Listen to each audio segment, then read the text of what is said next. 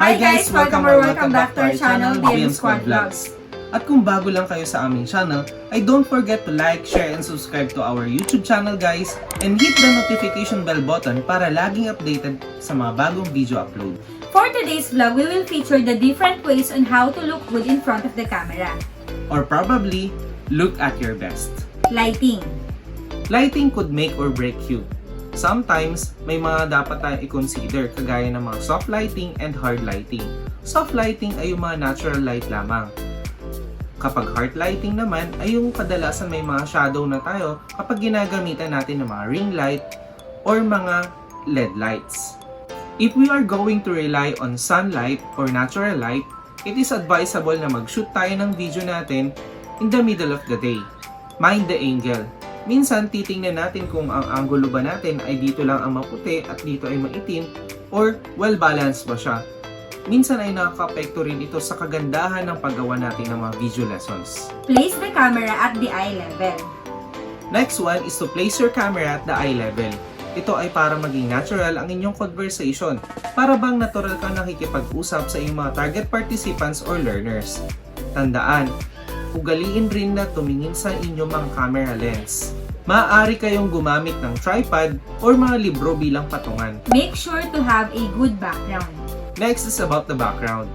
Kung wala kayong green screen setup na kung saan ay maaari na kayong automatically mamili ng mga gusto ninyong mga background, ay mamili na lang kayo ng mga kaaya-aya o magagandang spot sa inyong mga tahanan. Lagi ring iisipin na kung ang iyong pwesto ay palaging dinadaanan ng mga tao, maaari itong makaapekto sa mga audience ninyo. Maaaring ma-shift ang attention ng mga learners or participants kung may mga dumadaan sa inyong mga likuran.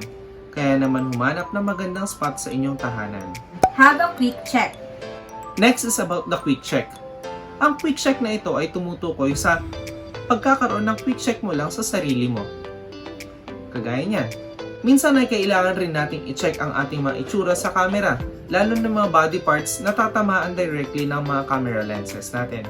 Lalo na kung full body ito. Sa girls, kadalasan mga concerns natin dyan ay yung kanilang makeup or yung mga tutsang-tutsang na nakikita sa mga buhok ninyo. Generally, pati sa mga boys, kailangan nating i-check ang ating mga hair, ang ating face, or ating mga ngipin. Ito ay directly na nakikita or nakarehistro sa ating mga camera. Next is to grab a mirror or have a quick selfie. Ito ay para ma-check natin bago tayo sumalang. Tandaan, minsan ay mahirap na itong i-edit lalo kung tapos na tayo mag-shoot ng ating mga content. Choose right clothes. Next is about the clothing. Always consider what to wear and not to wear. Complement your dress with the events that you are about to attend. For example, ikaw ay a-attend ng meeting or webinars. Kung ikaw ay nasa fitness session, kung ikaw rin naman ay nasa ordinary chit-chat or kamustahan lamang with your friends, or kung ikaw ba ang keynote speaker sa isang seminar. Tandaan na ang pagsusuot ng tamang kasuotan ay nakakapagpadagdag ng kredibilidad sa kung ano man ang iyong mga sinasabi. Another tip is as much as possible, iwasan ang magsuot ng black and white na may mga stripe patterns dahil minsan ay weird itong tingnan sa ating mga camera. Another thing to pay attention with is the color tone of your skin. Remember, not one color fits all. Ibig sabihin, maaaring itong color tone na to ay bagay sa iba at hindi na maging bagay sa iyo. O itong color tone na ito ay bagay sa iyo at hindi rin naman bagay sa iba. Tandaan, humanap ng mga colors na mag-fit sa iyong skin tone. Memorization is the key. Next is about the memorization. Hanggat maaari ay mag-memorize kahit mga words, sentences, or phrases. Ito rin ay isang factor para maging professional looking. At para naman sa'yo, mas madali itong i-edit once na memorize mo ang mga lines mo dahil less errors ka na. Power of smile.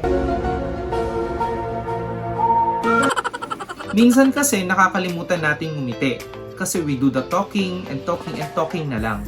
Kapag ganun ang nangyari, maaaring magkaroon ng bored feelings ang mga participants natin. Tandaan din natin na mayroong transfer of positive vibes sa pamamagitan ng pagngiti.